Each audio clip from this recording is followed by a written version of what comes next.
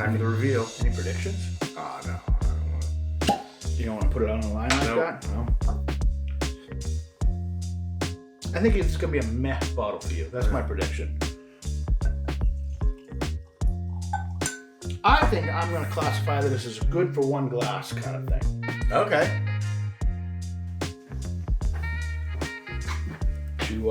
You didn't crack your skull on the ice out there. I didn't. There was a little of this. A little of But that. I, didn't fall on my butt again. I actually meant to send you a message to tell you not to park there, but you walked in the door and I didn't see any blood, so That was good. I That was good. I figured you made it. You made it. Yeah. Most of the ice is gone. Well, out of the driveway, but sometimes we park a little offset, Sure. so that's where it all is right now. It's a high traffic lot. But you made it. I did. Welcome see to you. the cave, man. Happy Tuesday. I'm Tom. I'm Derek. That's Derek, and we actually got a pretty cool bottle. Yeah, I'm today. excited about this. I'm really excited about this because this is something that's generally never been done before. Oh, So, interesting. yeah. Yeah.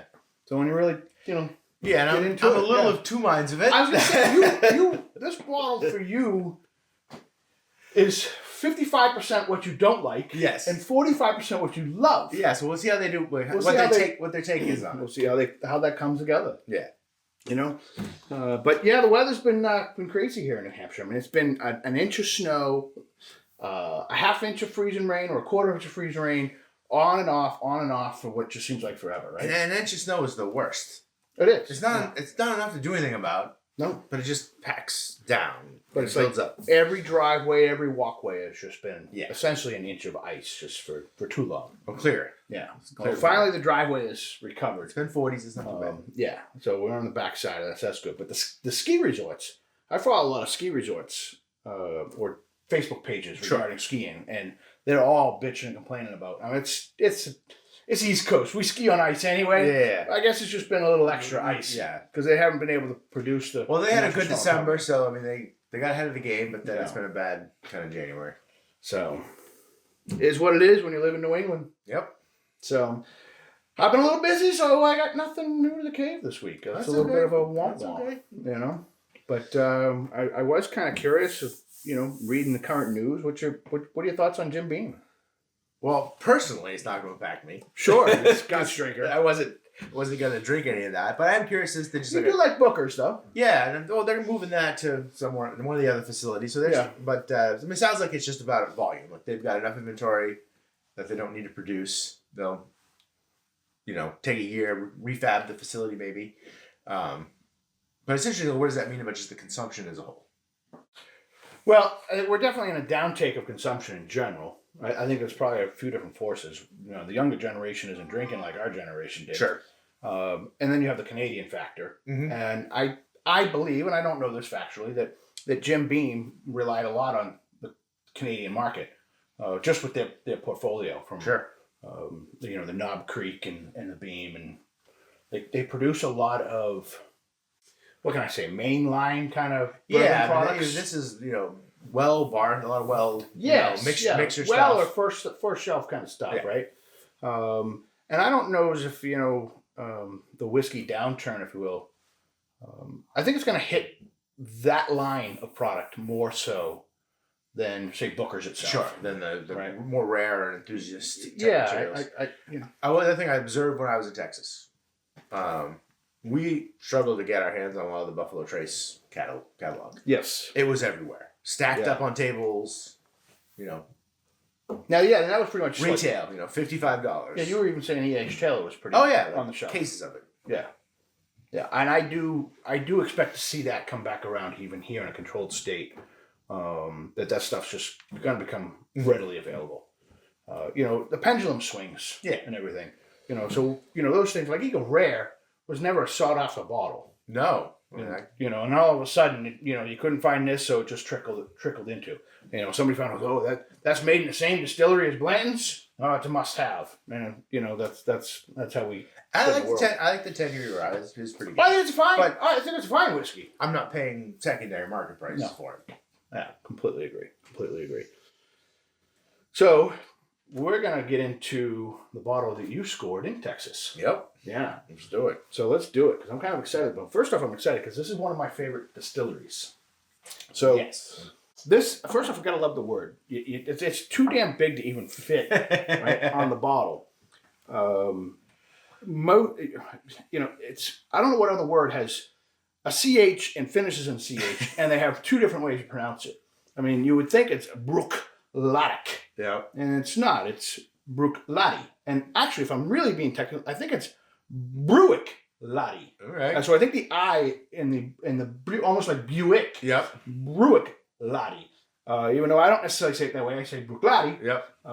But it's got to be one of the hardest to pronounce. Sure, that's a big bottles. I mean, there's a lot of hard to pronounce scotches in Scotland as it is, but I mean, if we had a ranking, like say this one's going to be that's a mouthful. There. Yeah. Yeah. It's probably right behind Lafroig.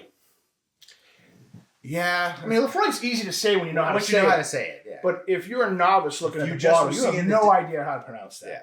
So, but this distillery, first off, one of my staples. Yes. One of my staples. If it's, you know, you've always got that category, like if I could only drink one whiskey for the rest of my days and I couldn't drink anything else, their classic Laddie is in that conversation for me. So anybody that knows me knows I never. I love this. This is when they say daily drinker. Yep. This is the daily drinker. This is about a $55-$60 bottle. That's good. And what's also nice or unique, particularly about this bottle and this distillery, is they're equally known for producing unpeated whiskey as well as peated whiskey. So we're talking the island of Islay, which is known, and that's unpeated. That's unpeated. But the island is known for having a few distilleries, all producing peat, known for their peated whiskeys, and known for having more sheep than people. There's only about 3,200 people on the entire island. I have no idea how many sheep. So I think they're actually up to about 8 or 10 distilleries now. Okay. So that's actually a lot for only that 3,200 people. That number of people that live there. I mean, it's time to go invest in being a boat driver to get the people over there. But I'm going to retire there. But I love this distiller, not only just because I think they produce good products, but they're really trying to do things different and they're experimenting. And one of their best experiments, in my personal opinion, Octomore. Yep. Yeah. So Octomore was an experiment in itself of how can we create the most peated whiskey on the planet. And that's what they've done with Octomore. And it not just being all smoke. Correct. Right? I mean, that's a flavor bomb just as it is. It is, and I would never say that's the most peated thing. It doesn't drink that way. Right. That's what's great about it. But the actual ppm, parts per million, is extremely peated. In comparison, their other line, Port Charlotte, I want to say this is probably 40 or 50 ppm, where those are running north of 100 to 150 ppm. And Port Charlotte, by the way, is a very good, phenomenal whiskey. Yep. Also, fun fact, it makes a lot of gin. And this distillery makes the Botanist. Okay. So I would, for those gin drinkers, yeah, I'm sure they've all tried this somewhere along the line because it's pretty popular. It's too floral for me. Yeah, I'm not a gin guy, so I'm not going to sit here and... I enjoy gin. That one's just a little too flowery for me. So here we are now with this rye. And I want to point something out. So it's 55% rye, 45% malt. Mm-hmm.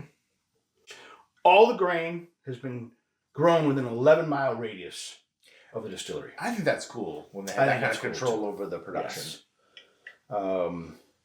It's 100 proof, which is classic. Mm-hmm. Yes, classic for their line. They like to do a lot of things in 100 proof line. So I guess we're going to be curious to see, especially from your perspective. Yeah, so how much different from regular Scotch is it? Is it similar to, a rye whiskey from the U.S.? Does it compare to, from my point of view, is it going to compare anything, or is it still going to feel like Scotch? So let's talk about the production here in the first place, before we even try it. This is a single grain whiskey. It says right on the bottle, single grain. But yet there's 2 grains in it. Yeah. Right? So what is single grain? Same thing as single malt. It's one distillery.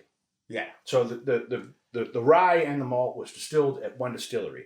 When they talk blends, now it's coming from different distilleries. Yeah, it's also, you've already distilled it, part of it in one distillery and part of it in another distillery, then you've mixed it together versus you've distilled this at the same time. But it's not all malt, so we're not calling it a single malt. Right. We're calling it a single grain. The technicality. The technicalities, exactly. And also, this is unique because there's nobody in Scotland that's producing a rye-dominant whiskey. Mm. So they might have a little bit of rye in their grain whiskeys, but rye is not really commonly used in Scotland. So it's a matter. We'll see how well they do it. Yeah. Here in the States. Also, fun fact: you can only buy it in the States. Really? Yes. This is an American. This is produced for America. For the American market. Made for the American market. So clever, right? Can we get American whiskey drinkers? Yeah. An intro to Scotch. And honestly, just having rye on the label might get a few people to pick it up. I bet it will, because they put rye right on there. Yeah. Nice and prominent. So, and the other is, are we going to get classic rye notes? Are we going to get, either a little licorice, as I tend to get, or cinnamon, that heavy spice? All right. Time for the reveal. Any predictions? Oh, no. I don't want to. You don't want to put it on the line like that? No.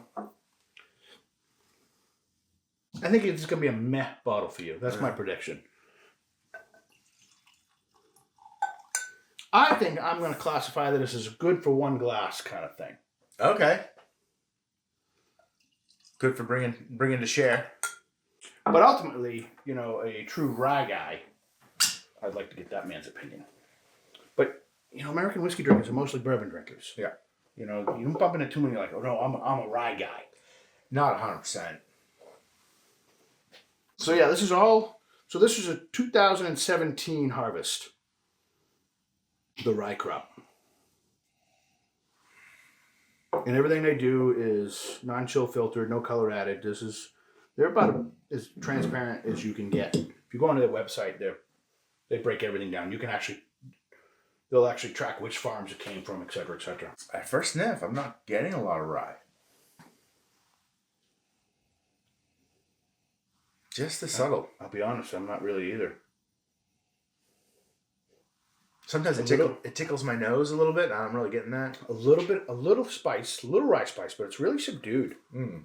I'm not getting cinnamon.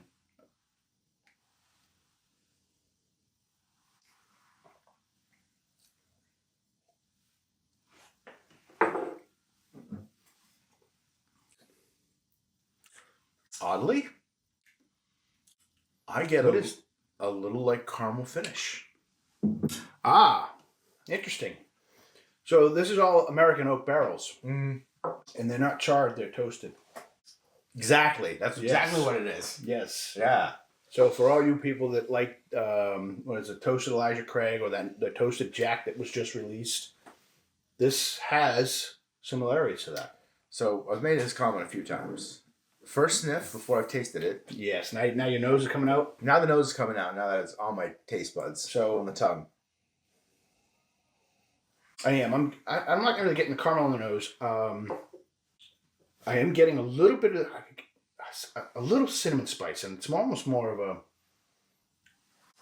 I don't know. Is there a little bit of a peppermint in there? And I am getting vanilla, but I'm not really getting the caramel like you were. I'm getting that classic on the finish, but not on the nose. Not even in the palate. It's just kind of like the last little lingering flavor. Not really cinnamon. A little spice, a little baking spice kind of, but light, rounded edges. Take a bigger sip. Tell me you're getting a mint. Yes, definitely. I just can't quite place the mint, but the mint is becoming quite dominant now. Yeah, it's even like evergreen, not spearmint. Yeah.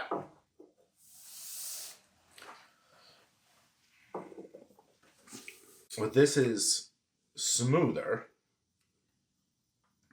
more rounded than a lot of American ryes. My guess is that it's the lack of corn. 100%. So the barley's still in there, smoothing it out. Correct. This would be interesting, and I know I'm not a big old-fashioned or Manhattan guy, but I bet you this would be a great base for that. I am getting the I get a little heartburn, a little bit like rye gives me this kind of warming throat thing going on after a couple sips, and I'm getting a little bit of that. I wouldn't say this is a meh bottle. No? No. Oh, really? I think I could definitely have more than one glass of it. Probably no more than two. It's still... I'll agree to that. Yeah. I do think that this actually could be a gateway for an American whiskey drinker that is rye forward on their flavor profiles to add a little malt to their life. Yeah, definitely. Because I think it balances. It's a good... It really is a good balance. Foot in both worlds kind of creation. And this was what was this, a $60 bottle? Yeah, I think so. Yeah, something like that. It was 70. Well, there's taxes in Texas too, so I don't remember exactly. But well, let's do our whiskey cave take. Let's put a bow tie on this. So I think this is like great for guys' night. Yep. You want to bring a bottle, introduce something to somebody, something new to a larger group of people, so everyone can kind of have some of it. A new experience kind of bottle. Like, it's nothing pricey, nothing super special, but I think most people would enjoy it. It works on kind of both crowds. Both your Scotch guys and your bourbon guys would probably appreciate one element of this, at least. I think this is, first off, it's a great price point. Yes. I think they're doing something very smart in trying to cross the aisle of audience. And I think they've succeeded with that, or at least my perception of their ability to succeed with it. Ultimately, sales will dictate that. I will, if I can, because this is kind of a limited American only, but as long as they're producing it, I will always have one of these in the cave. It's a great bottle for sharing. Mm-hmm. Again, all categories. If you're a Scotch lover, you got to try Scotch with a bunch of rye in it. If you're an American whiskey drinker, you got to try rye with a bunch of Scotch in it. And it's unique. It's unique. It's a little different than kind of either shelf. Yeah. I'd be curious to get like a real... Yeah, so where do we put it over there? I mean, I'll put the rest of it probably, but like a real Scotsman's take on it. Like, since it's not made in Scotland, what would they appreciate that or not? Say that again. What do you mean? Actually, someone who lives in Scotland, like an actual Scotchman. Oh, it's made in Scotland, but it's not sold in Scotland. Right, but what would their opinion of this be? I'd just be curious. That's actually... So, what's the difference between a Scotsman's perspective versus to a guy that just loves Scotch? Maybe it's the same. Maybe it's the same. Yeah. Well, I guess I don't know like how much exposure they actually have to bourbon. I actually have... I don't know how much, but, certain amounts. I'm Scottish. Yeah. Again, I don't know. Ultimately, I'm a mutt. But maybe you just got to ask me. And I say it's good. It's good. It's not my Scotch, but it's good. Yeah. And again, I probably hit it nail on the head a little bit. I'm good for a glass. I could probably have two. But it probably wouldn't be a daily drink or a go-to. We're not bringing this every Friday to share kind of thing, but occasionally, new crowd, different people. But that's a fun experience. That's why I would like one in the cave all the time. When somebody comes in and that person. Yeah, let's get Murray's take on this. Exactly. Yeah. So that was good. I appreciate you scoring this in Texas. Cheers. So, I'm Tom. I'm Derek. I got him. That's Derek. Welcome to the cave. Or thanks for coming to the cave. We'll see you next time.